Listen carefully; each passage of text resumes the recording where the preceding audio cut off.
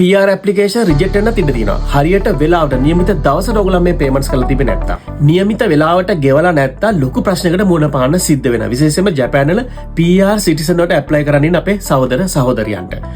සිටි ටැක්ස් එක નિયમિત වෙලාවට ගෙවන්න. ඕගොල්ලන් සමහර විට ඕගොල්ලන් අවුරුද්දටම මේක එකපාර ගෙවන කට්ටිය ඉන්නවා. සමහරට බෝනස් එක හම්බුණා වෙන්න පුළුවන්, මුදලක් අතර ලැබුණා වෙන්න පුළුවන්. නැත්නම් ඒ වෙනුවෙන් යම්කිසි මුදලක් ඕගොල්ලන් එකතු කරලා එකපාර ගෙවන්න පුළුවන්. මේක ගෙවුවා කියලා ඕගොල්ලන්ට කිසි වැඩක් වෙන්නේ නැහැ. හරියට වෙලාවට මේක ගෙවන්න නැත්තම්. මොකද ඒ ස්ලිප් එකේ තියෙනවා ඩේට් එකක්.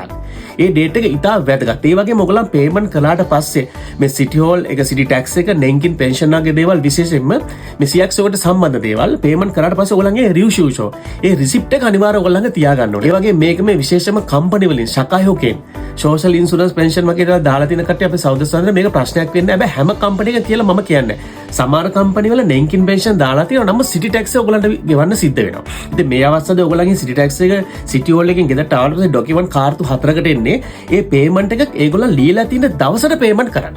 සමහර කට්ටිය හතරම අවුරුද්දේ එකපාරක් ගාලා රයිට් හරි මවුන්ට් වලට ගෙවුවා කියලා ඕගොල්ලන් ඉන්නවා. ඕගොල්ලන්ට මේ ගෙවුවා කියලා ඕගොල්ලන් හිත හදාගෙන. නමුත් එහෙම නෙමෙයි. ඕගොල්ලන් ගෙවපු දවස තමයි ඒගොල්ලන්ට වැදගත් වෙන්නේ. ඒ වගේ මේ දවස්වල දැන් PR එක ඇප්ලයි කරාට පස්සේ ඕගොල්ලන්ගේ විශේෂ මිලන ඩොකියුමන්ට් එකක් තමයි ඒකේ ඩේට් එක ඒගොල්ලන්ට කියන්න ඕනේ. මේ දවස්වල ඉමිග්‍රේෂන් එකේ එල්ලෝ තමයි ඒගොල්ලෝ උත්තරේ බලන්නේ ඒගොල්ලන්. ඒ ගෙවපු දවස කවදද කියලා. සිටිසන් එකට තාම එච්චර මේක එලවන්නේ නැහැ. සිටිසන් එකට පේමන්ට් එක කරලා තිබ්බොත් ඇති. නමුත් PR එකට කවදාද කරේ කියන ඕගොල්ලන් අනිවාර්යෙන් රිවිෂන් ෂෝ ඉදිරිපත් කරනවා. ඔය රිවිෂන් ෂෝ ඕගොල්ලන් හරි පොඩි රිවිෂන් ෂෝ එකක් නිසා පොඩි ස්ලිප් එකක් නිසා පේමන්ට් ස්ලිප් එක ඕගොල්ලන්ට මේ එහෙම යනවා. කොහේ හරි ඕගොල්ලන් දානකොට නැති වෙලා ඊට පස්සේ ඕගොල්ලන් ලොකු වදයක් විඳගෙන මොකද ඔය පේමන්ට් ස්ලිප් එක කිසිම දාසේ ඕගොල්ලන්ට නැතුණාට පස්සේ හොයාගන්න බෑ. CX ෂෝ එකෙන් දෙන්නෙත් නෑ. ටැක්ස් ඩිපාර්ට්මන්ට් එකට ගියා කියලා දෙන්නෙත් නෑ. හරිද? ඒ නිසා අනිවාර්යෙන් ඕගොල්ලන් ළඟ බෝක තියාගන්න. මොකද PR ඇප්ලයි කරලා පස්සේ අනිවාර්යෙන් ඒගොල්ලන් ඉල්ලන්න ඕන අවුරුදු 5කම ඩොකියුමන්ට් ඒගොල්ලන් ඉල්ලන්න ඉඩ තියෙනවා. අනිවාර්යෙන් ඕගොල්ලන් ඒක තියාගන්න. හරිද?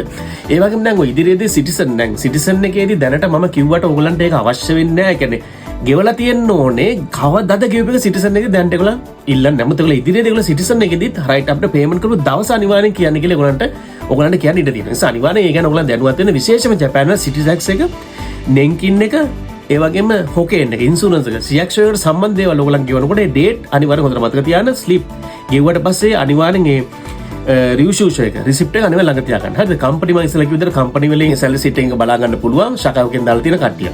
ඒ වගේ මුළු මුදලම එකට ගෙවන එකේ වලකින්න තියෙන ඩේට් එකට අනිවාර්යෙන් ගෙවන්න. ඇත්තටම මම මේ සමහර මේ එකම වචනේ දෙපාරක් කියනවා ඇති ප්‍රශ්න වුණ නිසා. ගොඩක් අපේ මේ PR සිට ඇප්ලයි කරන කට්ටිය ලොකු ප්‍රශ්නයක් වුණා. අපරාධේ සමහර කට්ටිය ලොකු ප්‍රශ්නයක් කළා. ඒගොල්ලන්ට ඒ ඩොකියුමන්ට් එක අනිවාර්යෙන් බෑක් කරන්න සිද්ධ වුණා. මොකද නෑ අයියේ ඩොකියුමන්ට් මං හරියම ගෙවලා තියෙන කිසිම පිළිවෙලක නෙමෙයි කියලා ඒගොල්ලෝ මේක රිටර්න් කරගත්ත අවස්ථාවක් තියෙනවා. ඇත්තටම දුකයි. ඒක නිසා අනිවාර්යෙන් ඒවා හරියට වෙලාවට ගෙවන්න. කම්පැනි එකකින් අස්සුනාට පස්සේ තවත් ජොබ් එකක් හොයන්න යම්කිසි කාලයක් යනවනම් අනිවාර්යෙන් දැන් ඒතර කලින් ඉන්න කම්පැනි සම්බන්ධ නැහැනේ. අනිවාර්යෙන් CX ෂෝ එකට ගිහිල්ලා ඕගොල්ලන්ගේ සිටි ටැක්ස් එක ගැන දැනුම ලබා ගන්න. කොහොමද මේක ගෙවන්න ඕනේ? මේ මාස කිපේ මම වැඩ කරන්නේ නැහැ. මට කොහොමද මේක පේමන්ට් එක කරන්න ඕනේ කියලා අනිවාර්යෙන් සිටි ටැක්ස් එකත් එක්ක කම්පැනිට ගිහිල්ලා ඕගොල්ලන් සිටි හෝල් එකට ගිහිල්ලා බලාගෙන ඊට පස්සේ ඕගොල්ලන් සේම් ෂෝ එකට ඕගොල්ලන් ටැක්ස් ඩිපාර්ට්මන්ට් එකට ගිහලා දාන තිට තමයි CX ෂෝ එකේ මේ ඩොකියුමන්ට් එක කම්ප්ලීට් කරන්නත් ඉඩ තියෙනවා. ඒ වගේම අනිත් එක තමයි ඉස්කෝලේ යන ළමයි. දැන් අපි දන්නවා ඉස්සර වගේ නෙමෙයි ස්කූල් යන ළමයින්ට ස්ටුඩන්ට්ලාට නෙන්කින් එක සිටි ටැක්ස් එක ගොඩක් කටට ගෙවන්න සිද්ධ වෙනවා. මොකද ඒගොල්ලන්ගේ මන්ත්ලි ඉන්කම් එක වැඩි නිසා. හරිද? සිටි ටැක්ස් එක ගොඩක් කට්ටිය නෝ. ඇත්තට ගොඩක් කට්ටිය සිටි ටැක්ස් එක ගෙවන්න ඉත අඩු මුදලක් වුණත් අනිවාර්යයෙන් මුදල ගෙවලා තියන්න. මොකද ඉදිරියට ඕගොල්ලන්ට දැනට අවුරුදු 5යි අවශ්‍ය වෙන්නේ PR සිටිසන් ඇප්ලයි කරන ඔය ඩොකියුමන්ට් වල අවුරුදු 10ක ඩොකියුමන්ට් ඉල්ල තෝරන ලොකු ප්‍රශ්නයක් මුණ පාන සිද්ධ. ඒ නිසා අනිවාර්යෙන් ඒ ඩොකියුමන්ට් ඕගොල්ලන් අනිවාර්යෙන් ගෙවලා තියලා ඔයගොල්ලන්ගේ ස්ලිප් එකම ළඟින් තියාගන්න. හරිද? ඒ වගේම නෙන්කින් එකක් දැන් ඉස්සරහගෙන මේ ඉස්කෝලේ ළමයිට අනිවාර්යෙන් දැන් නෙන්කින් එක ගෙවන්න එනවා. මොකද ඒගොල්ලන්ගේ ඒකත් ඉන්කම් එක වැඩි නිසා. ඒ නිසා අනිවාර්යෙන් ඔය නෙන්කින් වගේ දේවල්, පෙන්ෂන් වගේ දේවල්, නෙන්කින් ඊට පස්සේ හොකේන් එක, සිටි ටැක්ස් වගේ දේවල් ඔයගොල්ලන් අනිවාර්යෙන් ගෙවලා ඒ රිවිෂන් ෂෝ කවදාද ගෙව්වේ කියන ඩේට් එක හොඳට මතක තියාගන්න. ඒ ඩොකියුමන්ට් එක ඔක්කොම ඔයගොල්ලන් එකතු කරලා තියාගන්න.